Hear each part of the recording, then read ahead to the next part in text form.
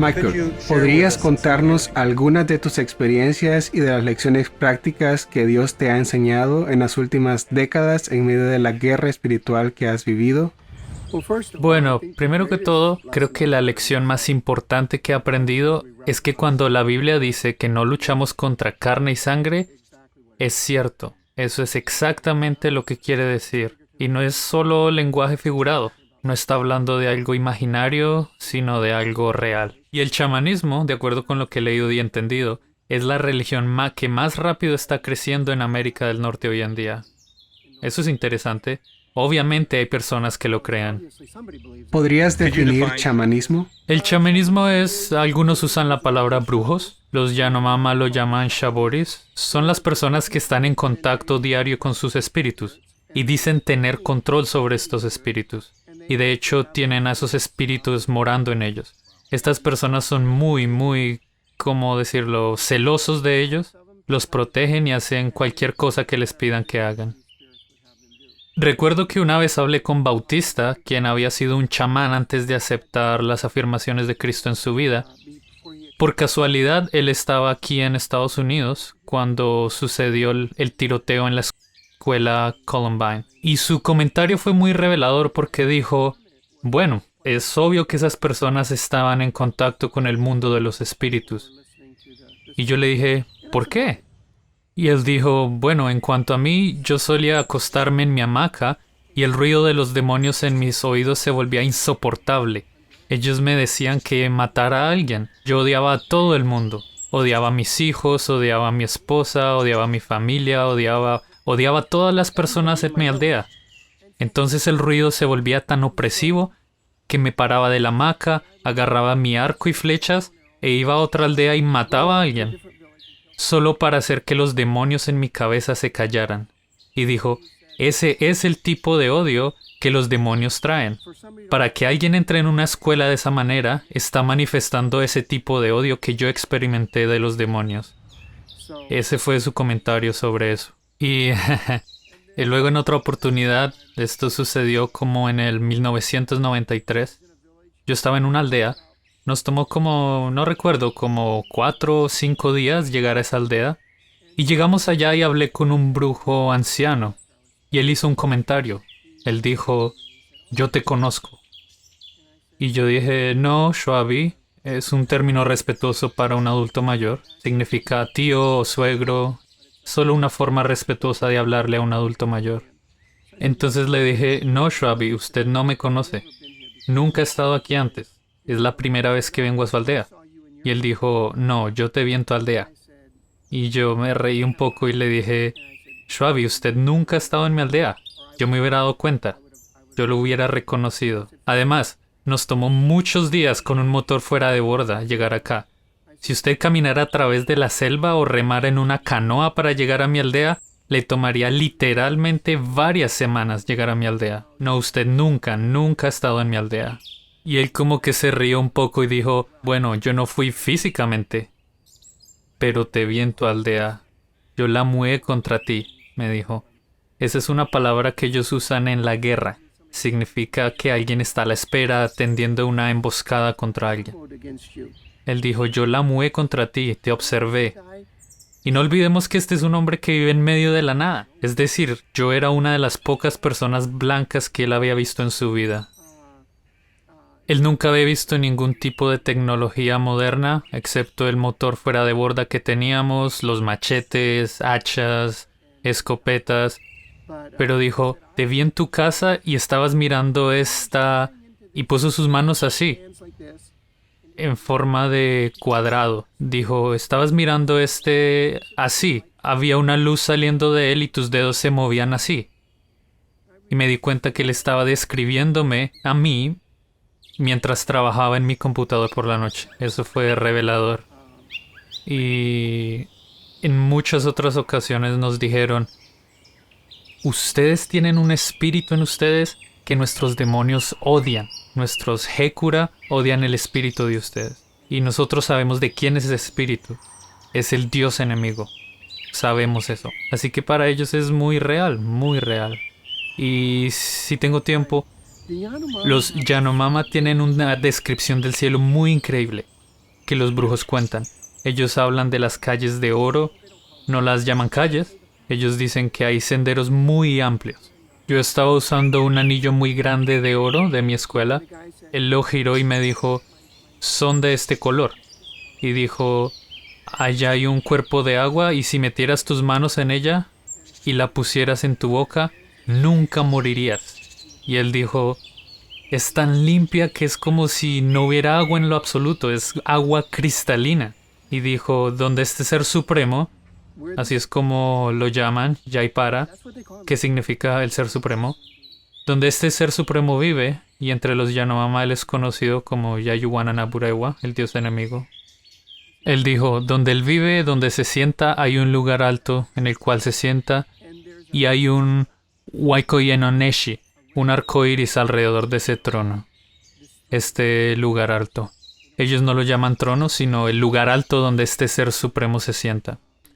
Y hay seres que no hacen más que cantar y dicen, detestamos escuchar los cantos, y cubren sus oídos, detestamos escucharlos. Y dicen, pero solo podemos verlo de lejos, no nos podemos acercar. Y recuerdo que la primera vez que uno de ellos me contó eso, puedes ver la tristeza en sus ojos. Y yo le dije, ¿por qué? ¿Por qué no puedes acercarte? Y él miró a lo lejos y dijo, la luz es inaccesible. Y pensé, qué impresionante. Porque sabemos que la Biblia nos dice en Timoteo que solamente Dios habita en luz inaccesible. Y ellos sabían eso. Un hombre anciano, un Shabori, brujo, incluso me describió las piedras de fuego en el cielo. Y yo pensé, no, está confundido. Ahora está hablando del infierno. Paso de hablar del cielo a hablar del infierno. Porque en mi cielo yo creía que no había ninguna piedras de fuego. Yo sabía de las calles de oro, el mar de cristal, el trono alto y el arco iris alrededor del trono y los ángeles cantando. Pero ¿piedras de fuego? No, no en mi cielo, no en mi cielo. Pero imagínate mi sorpresa cuando algunos meses o tal vez años después estoy leyendo Ezequiel capítulo 28 y dice que Lucifer caminaba en medio de las piedras de fuego en la presencia del Todopoderoso. Ese brujo anciano sabía más sobre mi cielo que yo. Así que frecuentemente he usado esta historia con personas que dicen, ¿qué te da el derecho de llevarles un dios occidental a los Yanomama? Ellos tienen su propia religión, ellos son felices, déjalos tranquilos. Y yo digo, ellos saben más sobre mi cielo que yo. Y les cuento lo que ese brujo me dijo. Así que ellos tienen un conocimiento increíble. Pero hay una cosa que no saben. Ellos creen que este Dios es su enemigo. Ellos no lo conocen como un Dios de amor. Ellos no saben que de tal manera amó Dios al mundo que dio a su Hijo unigénito para que todo aquel que en él crea no se pierda sino que tenga vida eterna. Y eso es lo que queremos contarles.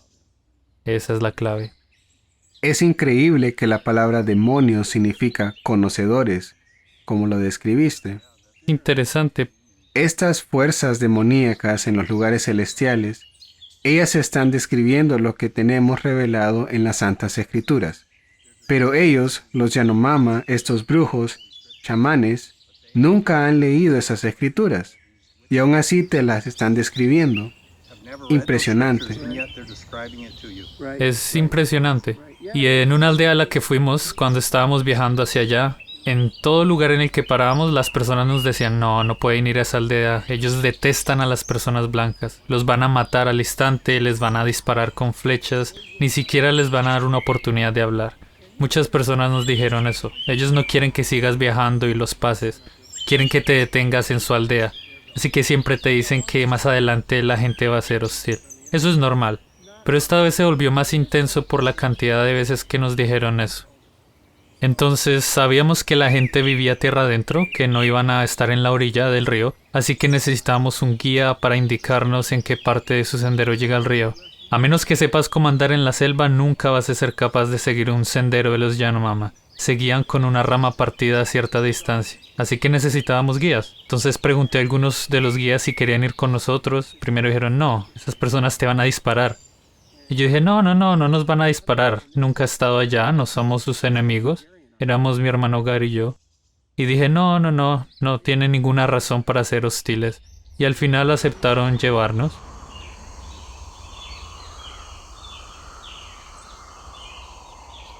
Uno de nuestros guías les dijo que éramos de Koshloateli y ellos habían escuchado de Koshloateli, así que quitaron las barreras y nos dejaron entrar en su aldea. Y cuando estábamos gateando, las entradas son muy bajas, casi que tienes que agacharte y gatear para entrar en la aldea. Y pensé, estas personas odian a los blancos, no voy a decirles que soy blanco, así que apagué mi linterna y estaba muy oscuro. Nos dieron una gran bienvenida y estábamos hablando en Yanomama. Y nos mostraron en dónde colgar nuestras hamacas. Decidimos hacer eso en la oscuridad, solamente usando la luz del fuego. Y todos los hombres que viajaron conmigo estaban vestidos y teníamos gorras. Así que en la oscuridad nadie notó que Gary y yo éramos diferentes, porque todos estábamos hablando Yanomama. Bueno, pues la mañana siguiente yo tenía una manta delgada sobre mi cara por el frío en la humedad de la selva tropical. Y mientras estoy ahí acostado, este anciano vino. Él quería saludar a sus huéspedes, creyendo que todos son Yanomama. Yo estaba lejos del fuego porque el humo y todo eso me molesta un poco. Entonces yo tenía esta manta sobre mi cara por el frío, y él bajó la manta para saludarme en la mañana, como a las 5:30, justo al amanecer. Y de repente empezó a gritar a pleno pulmón porque se dio cuenta de que yo era blanco. Y gritó, agarren sus armas, estamos rodeados por gente blanca. Y te digo, muchas personas vinieron corriendo de todos lados del Shabano con sus arcos, flechas, garrotes, hachas y machetes. No sé, había como entre 50 a 75 hombres corriendo hacia nosotros de todas partes con sus garrotes. Y uno de nuestros guías saltó al frente de mí y empezó a mover sus brazos y dijo, no, él no es blanco. Y pensé, eso no va a funcionar. Y él dijo, su madre puso ropa encima de él cuando era un bebé y su piel se volvió blanca y se quedó así. Y bueno, entonces ellos vinieron, nos saludaron afectuosamente y estamos hablando Yanomamo, así que la situación ya se estaba calmando un poco. Y todos estaban como riéndose y estábamos hablando. Entonces noté a este anciano agachado en cuclillas, no sé, tal vez como a 13 metros, mirándome muy detenidamente. Y sabes que cuando alguien te mira así, es incómodo. Yo no quería mirarlo, así que me giré y empecé a hablar con las personas a este lado, sin mirar hacia donde él estaba. Pero de nuevo, cuando alguien te mira así, tienes que ver si todavía te está mirando. Entonces miré y él todavía me estaba mirando fijamente y le dije, abuelo, ¿qué pasó? ¿Por qué me está mirando fijamente? Me está poniendo nervioso. Y él dijo, ¿quién eres? Yo le dije, bueno, yo sí soy de Koshloateli. Mis padres vinieron a través del gran cuerpo de agua antes de que yo naciera. Yo nací acá en la selva y bebo de la misma agua que usted bebe, abuelo. Y él dijo, no, ¿quién eres? Y le dije, no sé qué quiere que le diga. Pregúntele a mis amigos, ellos le van a decir que yo soy de Koshloateli, soy de Koshloateli. Y él dijo, no, ¿quién eres? Y yo estaba pensando, este hombre está preguntando quiénes son mis familiares blancos. Tal vez está enojado con ellos y quiere buscar una pelea conmigo porque no soy Yanomama. Entonces le dije, no sé qué quiere que le diga. Escuchamos que está muy enojado con alguien de mi país. No sé por qué, no tengo ninguna relación con ese hombre, no sé nada. Y él dijo, no.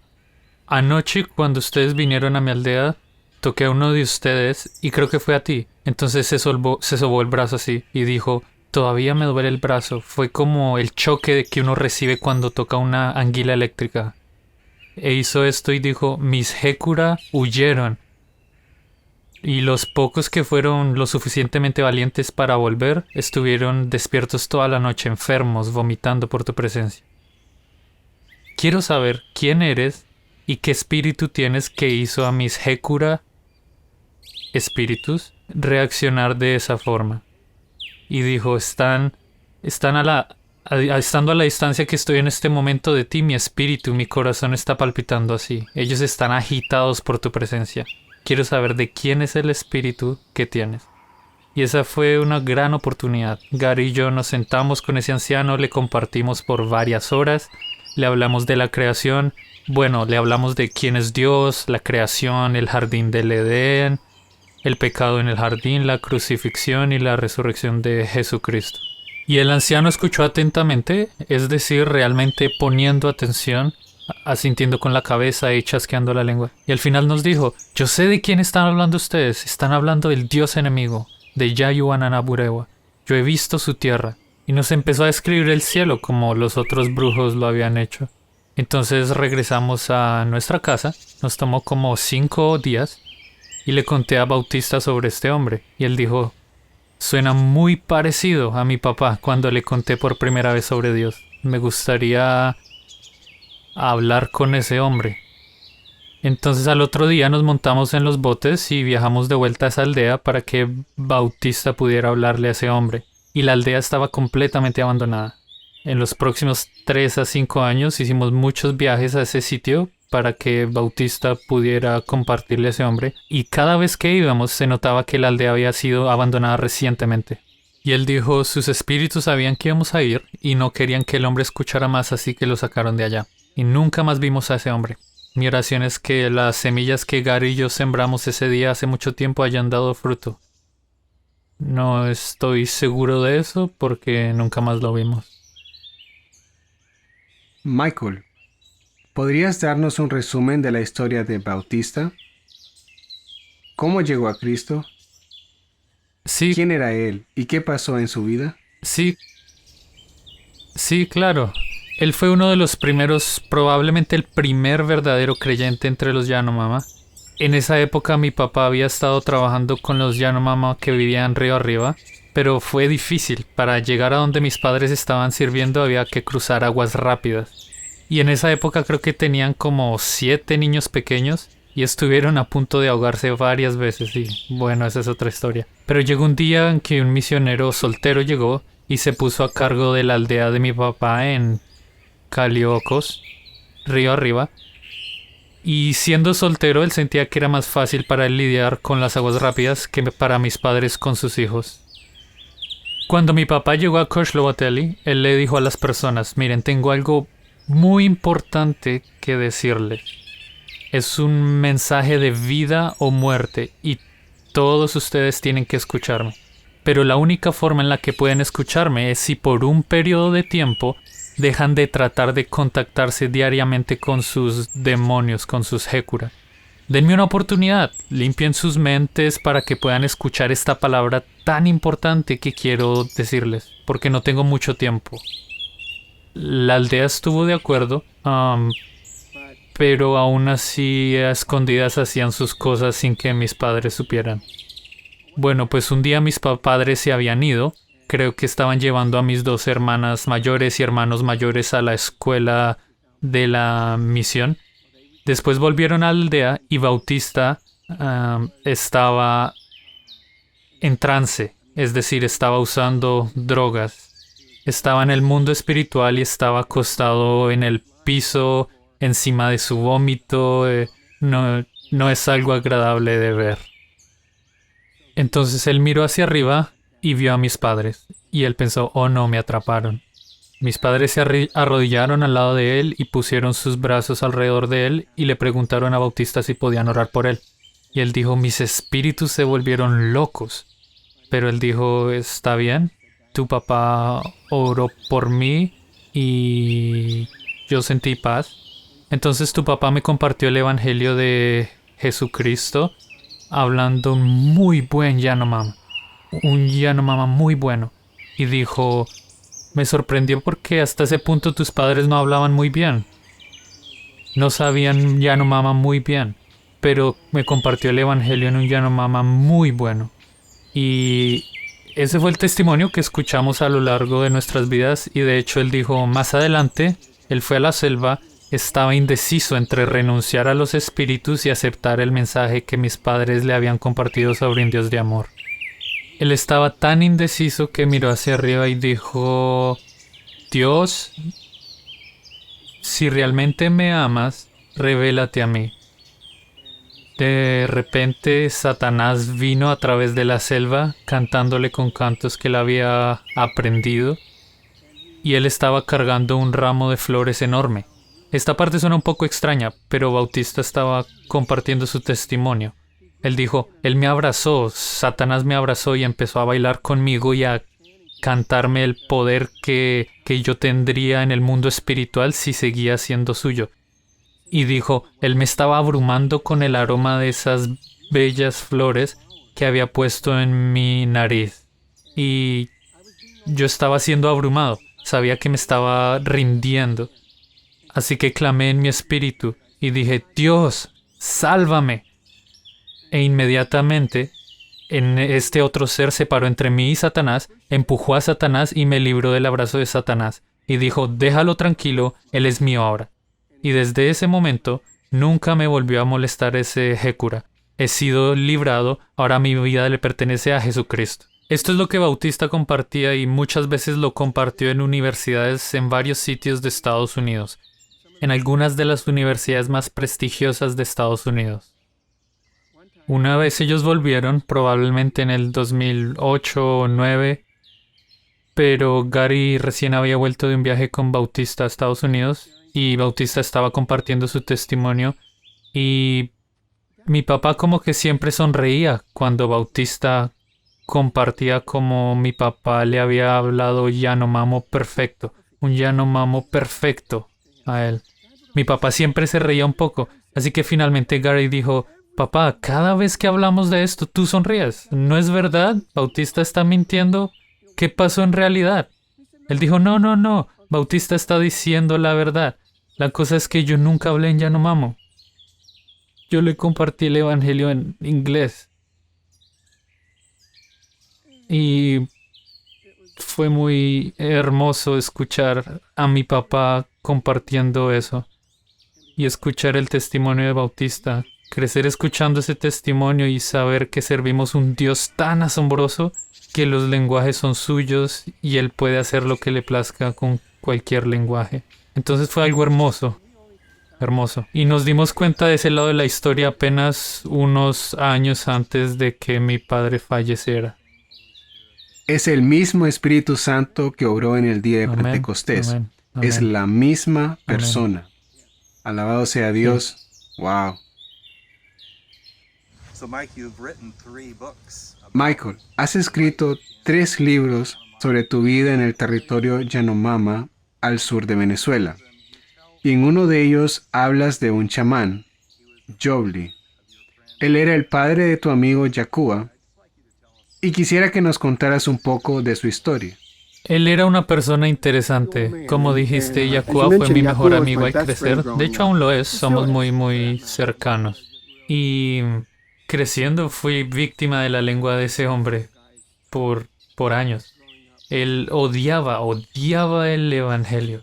Cualquier cosa que tuviera que ver con el evangelio. De hecho, cuando sus personas de su aldea pasaban por nuestra aldea, yendo de su aldea a otra aldea más allá de nosotros o volviendo por el río, él hacía un escándalo muy grande, quedándose en el bote, en la piragua. Él se paraba después de que todas las personas se bajaban del bote, se paraba en el asiento en donde estaba sentado y de forma bien intencional se volteaba y le daba la espalda a la aldea. Ni siquiera quería mirar a nuestra aldea porque detestaba escuchar el nombre de Jesús. Cada vez que decíamos el nombre de Jesús nos regañaba. Y esto pasó muy poco tiempo después de que el entonces presidente Chávez le ordenó a New Tribes Mission irse de Venezuela. Estábamos tratando de decidir si debíamos tener un seminario. Teníamos un seminario planeado y estábamos tratando de decidir si hacerlo o no, porque cuando New Tribe se fue, todo nuestro apoyo aéreo se fue. Eso era un problema porque la ciudad más cercana estaba a 480 kilómetros. Así que nuestro sentido común nos decía que lo mejor era ahorrar la gasolina en nuestra aldea para que al menos pudiéramos ir al pueblo si era necesario. Bueno, hacer un seminario iba a requerir usar toda la gasolina que teníamos en la aldea. De hecho, recuerdo que yo sugerí que no deberíamos hacer el seminario. Necesitamos ahorrar la gasolina. Mi hija mayor tenía 6 años, había fallecido unos meses antes de eso, así que yo sabía qué es lidiar con una emergencia médica. Y mis padres eran adultos mayores, así que creía que necesitábamos ahorrar la gasolina. Pero mi papá no estaba de acuerdo y dijo, no, debemos hacer el seminario. Así que decidimos proceder y hacer el seminario. Entonces enviamos botes a varias aldeas para recoger a los estudiantes del seminario. Y uno de nuestros estudiantes era el hijo de Yobri, el brujo. Nuestro bote fue allá y volvió, y cuando el conductor de ese bote fue a la aldea de Yobri y a otras, volvió a la aldea, estaba muy emocionado. Él dijo, Michael, adivina quién está en el bote. Y cuando haces un seminario estamos hablando de tener unas 300 personas porque ellos traen a sus esposas, hijos, etc. Es una labor inmensa porque tenemos que preocuparnos por dónde van a dormir y cómo alimentarlos. Y bueno, yo estaba estresado tratando de preparar todo. Entonces dije, deja de bromear, solo dime quién está en el bote. Y él dijo, Yobri. Y yo le dije, ¿qué te pasa? ¿Qué estás pensando? ¿Por qué trajiste ese viejo brujo a nuestro seminario? Y él dijo, no te preocupes, él está muy enfermo. De hecho, casi se muere. La gente pensó que se había muerto, así que no tienes que preocuparte por él, está muy enfermo. Ni siquiera vamos a notar que está acá. Y dije, bueno, espero que así sea. Y bueno, pronto me olvidé de eso. Ahora, en nuestros seminarios tenemos entre 8, 10 o más personas que solían ser brujos de todas estas aldeas que ahora vienen a nuestras clases de seminario. Y muchos de estos hombres, como chamanes o brujos, habían estado enredados en guerras con o en contra de Yobri. Así que ellos lo conocían muy bien en el mundo espiritual, aunque la mayoría de ellos nunca lo habían conocido personalmente. Así que empezaron a hablarle, y él prestaba atención desde su hamaca. Bueno, yo ni siquiera sabía eso, pero hicimos nuestro seminario de 2 semanas, y en el último día siempre dejamos un espacio para que los estudiantes compartan testimonios, peticiones de oración, y muchos de estos hombres vienen de aldeas que experimentan mucha guerra espiritual. Estos hombres vuelven al frente de batalla. Por eso les damos una oportunidad de compartir. Entonces, de repente miré desde donde estaba y vi a Yobri llegando, apoyándose en una lanza y caminando hacia la iglesia. Y lo primero que pensé fue, ¿qué quiere hacer este viejo amargado? ¿Qué va a hacer? Probablemente va a venir a insultarnos, ofendernos, criticarnos. Bueno, como dije antes, yo crecí bajo la lengua de ese hombre. Pero él entró y muy humildemente se sentó en la parte de atrás y se sentó por un rato mientras compartían varios testimonios. Finalmente se paró, caminó hacia el centro de la iglesia y dijo, ¿puedo decir algo? Y todos nos miramos, ninguno de nosotros sabía lo que iba a decir o qué iba a hacer, pero ninguno pensó que iba a ser bueno. Pero dijimos, está bien, adelante. Entonces él se movió un poco hacia el frente y se giró mirando a todo el mundo y dijo, todos ustedes me conocen. Y todos, por supuesto, asintieron con la cabeza. Y él dijo, mi pecho ha estado tan lleno de demonios que ellos controlan completamente todo lo que hago. Pero hace algunos días estaba muy enfermo y mi gente pensó que iba a morir. Y yo pensé que iba a morir. Y me vi a mí mismo caminando en un sendero amplio. Y me di cuenta de que caminando conmigo en este sendero había muchos seres. No sabía si eran humanos o qué eran, pero podía escucharlos detrás de mí caminando conmigo. Y me di cuenta de que más adelante había un abismo al final de este sendero amplio. Este sendero amplio terminaba en un abismo profundo. Y entre más me acercaba al abismo, escuchaba gritos y chillidos de dolor y terror saliendo de este lugar. de oscuridad. Estaba completamente oscuro, pero era obvio que había un fuego inmenso y el calor incluso desde donde yo estaba parado me alcanzaba y no quería acercarme más, así que empecé a retroceder. Y de repente estos seres con los que estaba caminando me agarraron de ambos brazos y empezaron a empujarme hacia el abismo en donde querían arrojarme. Y miré sobre este hombro, y miré sobre este hombro, y eran los demonios, los Hécura que serví toda mi vida. Estaban muy felices. Me estaban llevando a este abismo alegremente para arrojarme. Y él dijo, me acordé de Pepío, así llamaban a mi papá. Dijo, me acordé de Pepío, diciéndome que Dios había enviado a su hijo a salvarme del fuego. Y pensé que era muy tarde para mí, pero clamé a Dios, sálvame de este fuego. Y me desperté en mi hamaca y dijo, ahora, no sé qué fue lo que vi, si era real o una visión, pero lo que sí sé es que nunca más quiero estar cerca de ese fuego.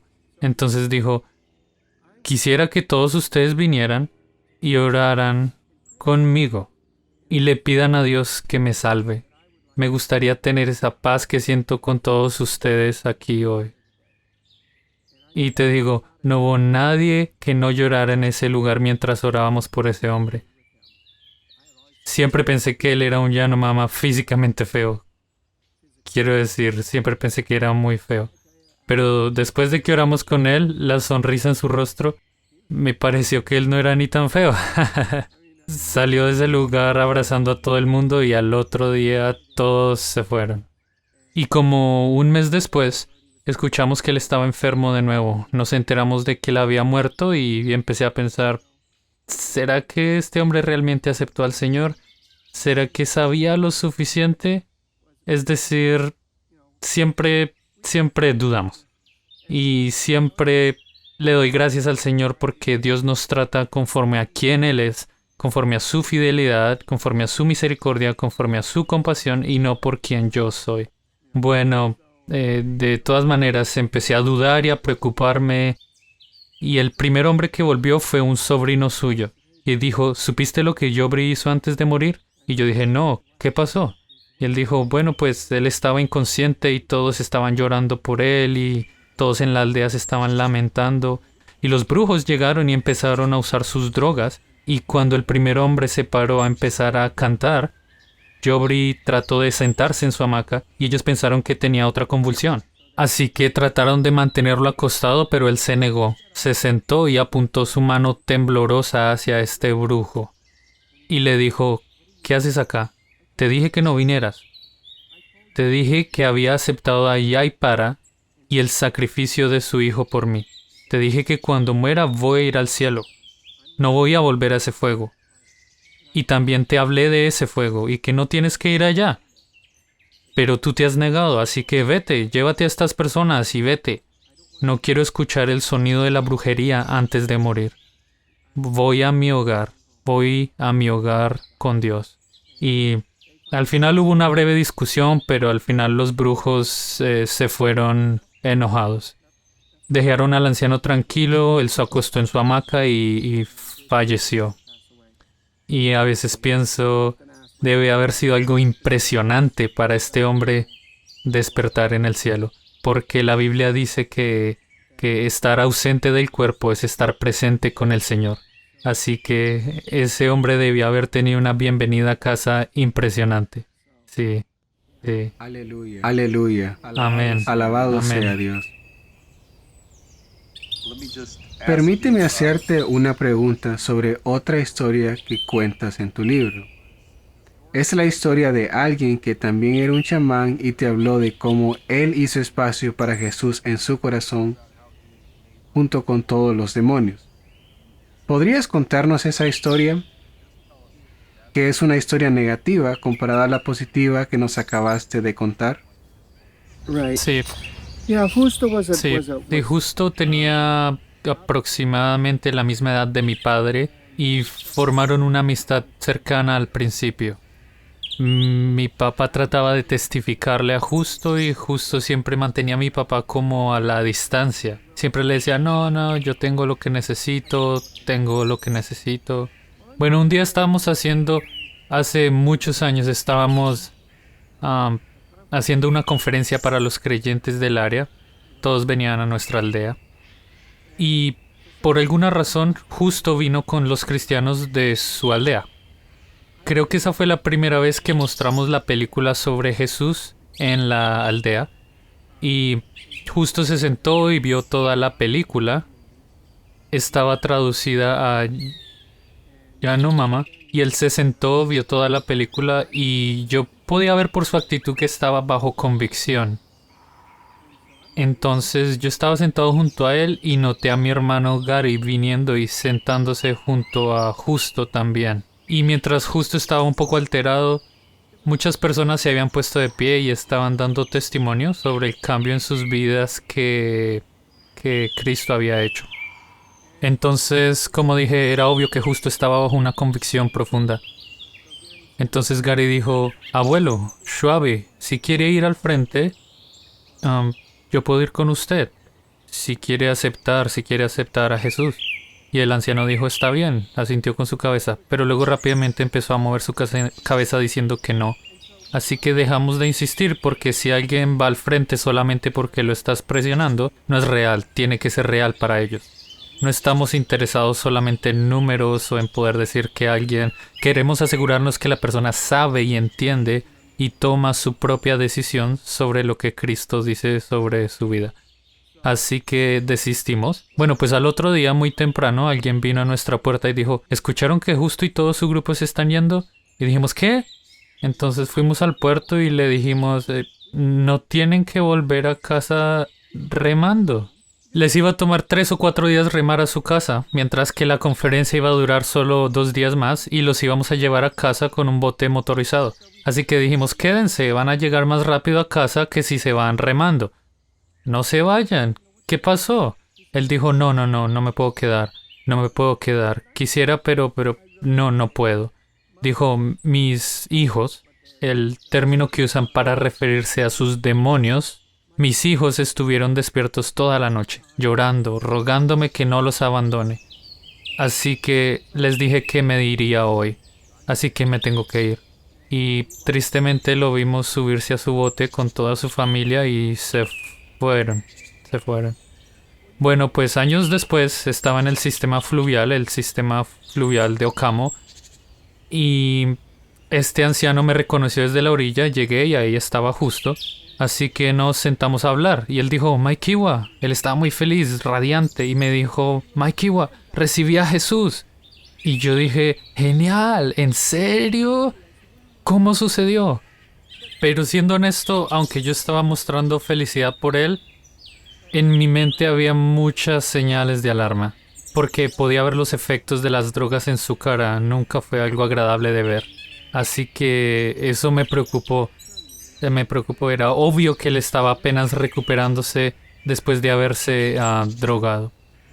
Y le dije, ¿cómo encontraste a Jesús? Él dijo, bueno, pues el otro día estaba en la selva y estaba pensando sobre lo que había escuchado sobre Jesús y cómo Él quiere salvarme y cómo me ama.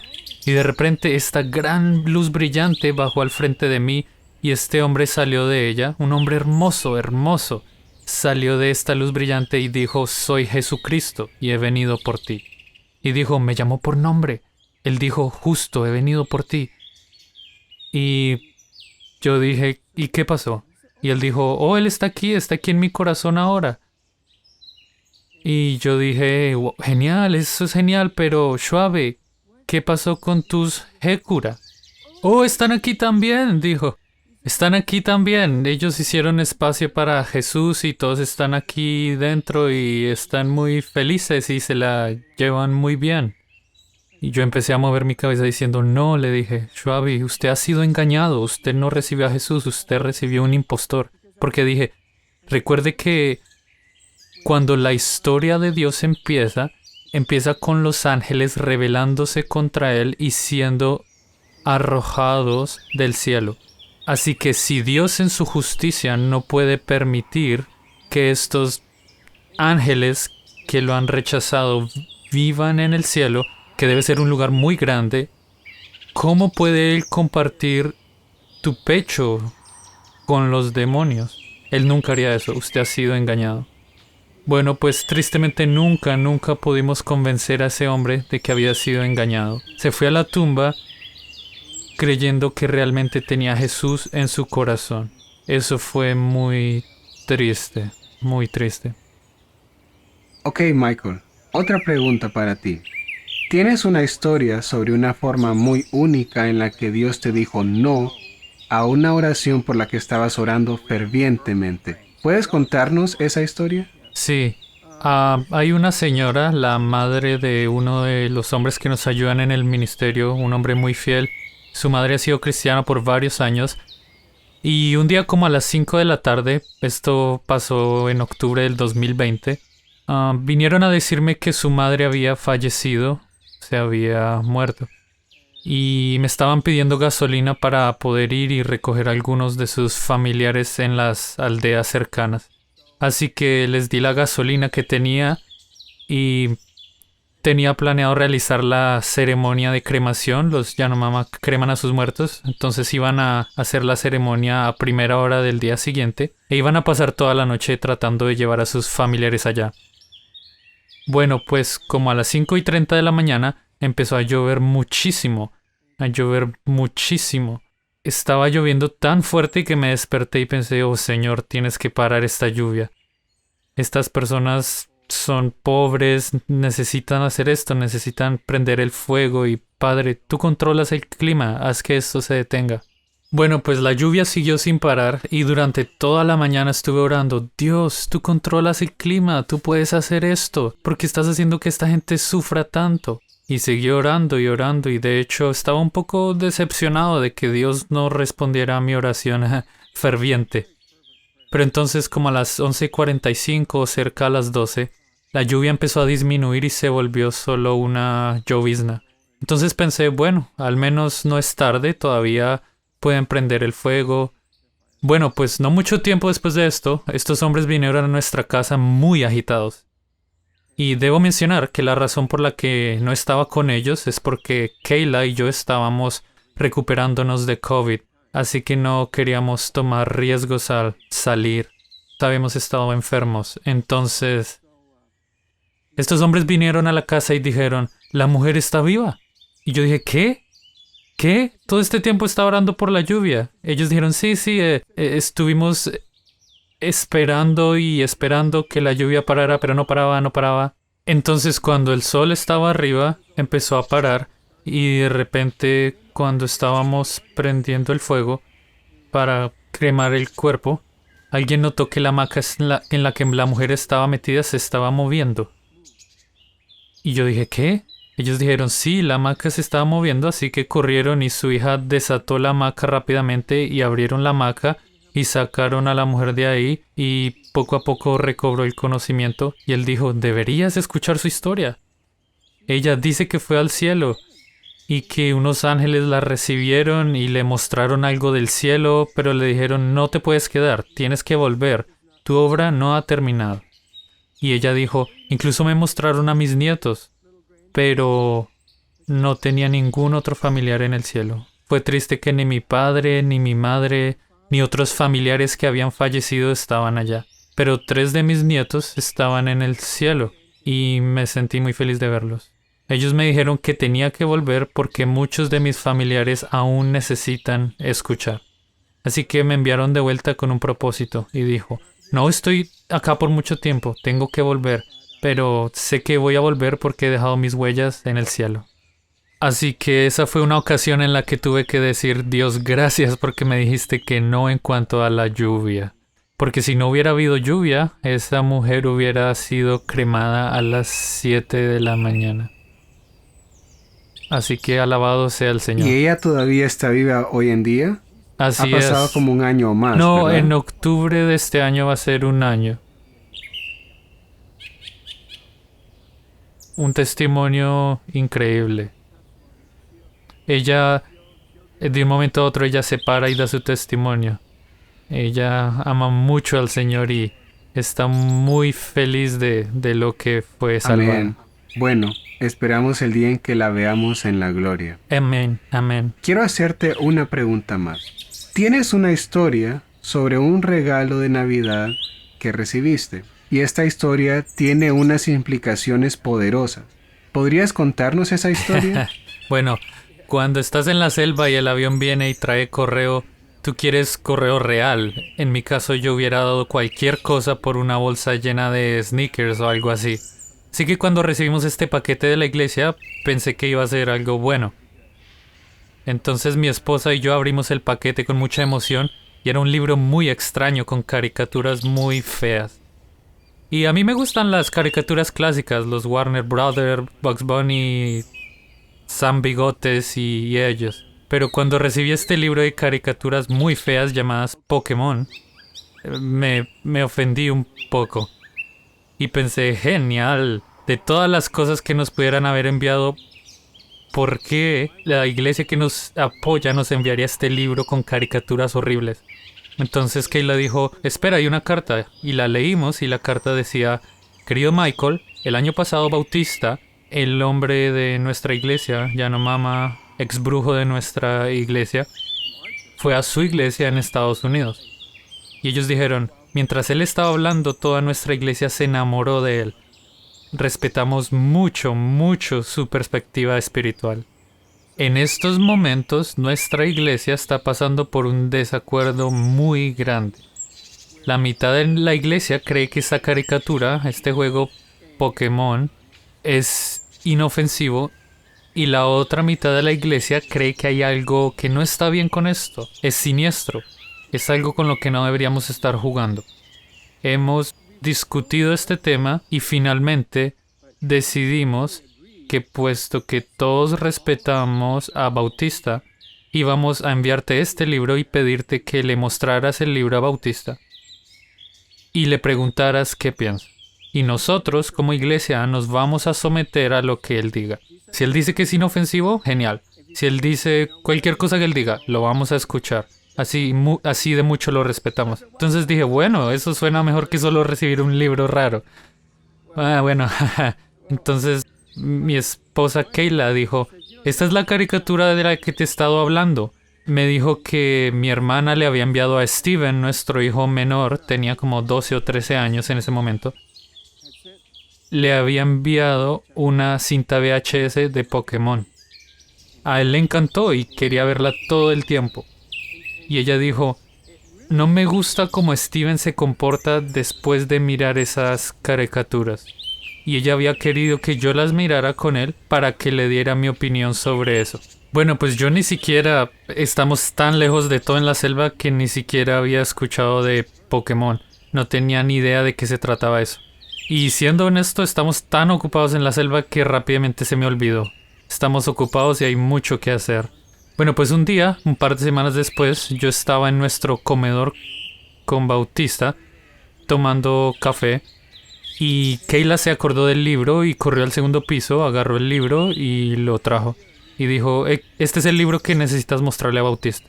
Entonces tomé el libro y sin contarle a Bautista nada sobre por qué tenía el libro, sin contarle sobre la iglesia ni nada, simplemente lo abrí y dije, Bautista, ¿qué piensas de esto? Y él miró el libro y dijo, uy, hace tiempo que no lo veía él. Y yo dije, ¿qué? Y él dijo, sí, él es, y me dijo un nombre. Y leí la página en inglés. Y mientras Bautista estaba hablando, él está hablando Yanomama. Yo estaba leyendo en inglés. Bautista no puede leer ni hablar inglés. Así que no había peligro de que le estuviera leyendo. Y él me dio un nombre en Yanomama, que es la traducción directa del nombre bajo la foto de la caricatura. Quedé sorprendido. Y él dijo, sí, ese es peligroso, siempre muerde y rasguña y chilla y araña. Y leí todos los atributos de esa caricatura. Muerde, rasguña, chilla, araña.